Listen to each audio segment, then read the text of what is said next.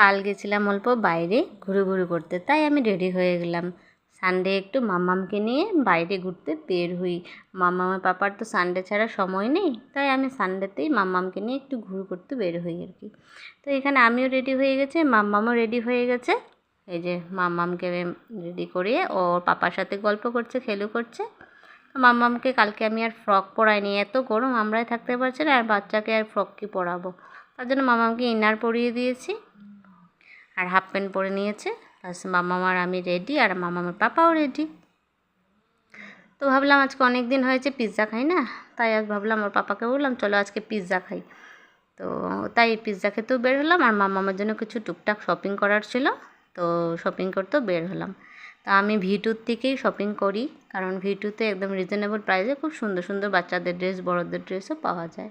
তো আমি ভি2তে এসে পড়লাম। তো এখান থেকেই মাম্মাম আমি শপিং করি, খুব সুন্দর সুন্দর পাওয়া যায় বাচ্চাদের ড্রেস এখানে, একদম মানে পছন্দদায়ক আর কি, খুব ভালো লাগে। তো এখানে এসে পড়লাম। এই যে দেখো প্রচুর লোকের ভিড়ও ছিল কাল। তো এদিকে সব কসমেটিকের সব জায়গা, এদিকে কসমেটিক জিনিস, আর এদিকে সব কসমেটিক।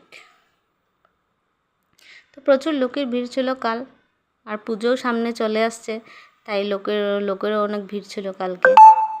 তো এখানে ছেলেদের জিনিস, এদিকে ছেলেদের টি শার্ট, শার্ট সব কিছু ছেলেদের এদিকে, আর বাচ্চাদের জন্য 3 নম্বর ফ্লোরে বাচ্চাদের ড্রেস পাওয়া যায়। এখানে না, এখানে ছেলেদের, এগুলো সব ছেলেদের ড্রেসের দিকে। তো একটু ঘুরে দেখে নিচ্ছিলাম মামার পাপা কিছু নেবে কি না।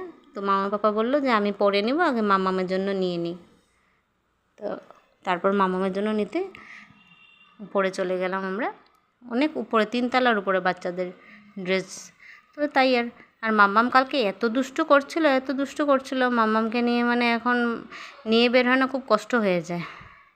ও কিছুতেই মানে কোলে থাকবে না, নিচে নামবে। একবার ওর পাপার কোলে যায়, একবার আমার কোলে যায়, আর কোলে থাকেও না, গেলে পরেও নিচে নামার জন্য একদম মানে দুষ্টুমি করছিল কালকে, প্রচুর দুষ্টু করেছে কালকে। তো এখানে যে বাচ্চাদের কিডসের ড্রেস, এই যে খুব সুন্দর সুন্দর ড্রেস বাচ্চাদের, খুব ভালো লাগে, মনে হয় যেন সবই নিয়ে নিই, খুব ভালো লাগছে। এই দেখো আমার মেয়েকে, এই দেখো হাঁটতে পারছে না, তা পিছলিয়ে যাচ্ছে, আর এই যে হাঁটছে, কারণ ওর জুতোগুলো এখানে স্লিপ কাটছে, টাইলস তো, তার জন্য। টাইলসের মধ্যে তো হাঁটা যায় না, বাচ্চা মানুষ মাত্র হাঁটা শিখেছে। এই আর এখানে দেখো বেবি গার্লদের এত সুন্দর সুন্দর ড্রেসগুলো দেখে আমার এত ভালো লাগছিলো, খুব ভালো লাগছিলো, আর কি সুন্দর ড্রেসগুলো, একদম ফুলা, কিন্তু মাম্মামের এজের না, এখানে একটু বড় ধরো 4-5 বছরের বাচ্চাদের জন্য ড্রেসগুলো। আর এখানে আমরা ফাইনালি পিৎজা খেতে চলে আসলাম।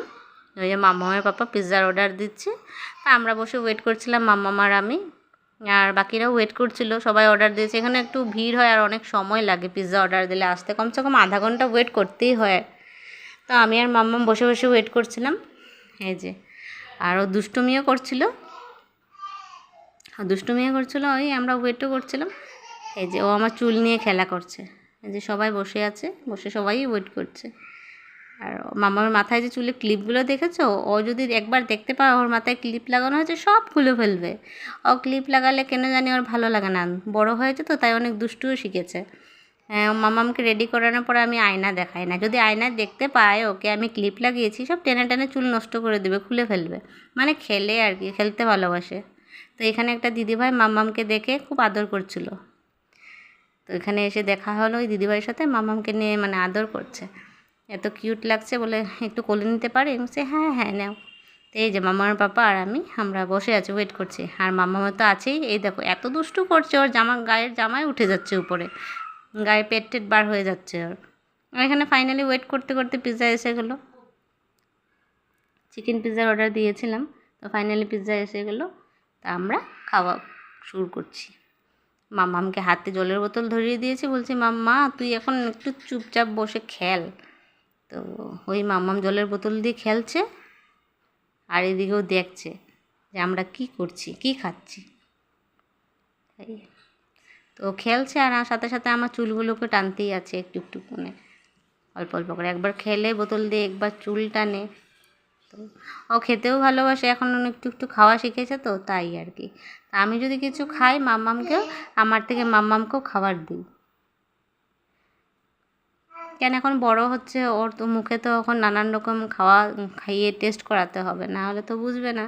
তো এই খাওয়াগুলো খাচ্ছিলাম যে ওর মনে হচ্ছিল আমি কেন ওকে দিচ্ছি না, তাই ও বারবার দেখছে আর কি, মা খাচ্ছে আমাকে দিচ্ছ না কেন। তো এই পিৎজা তো আর দেওয়া যাবে না, তাই আর কি।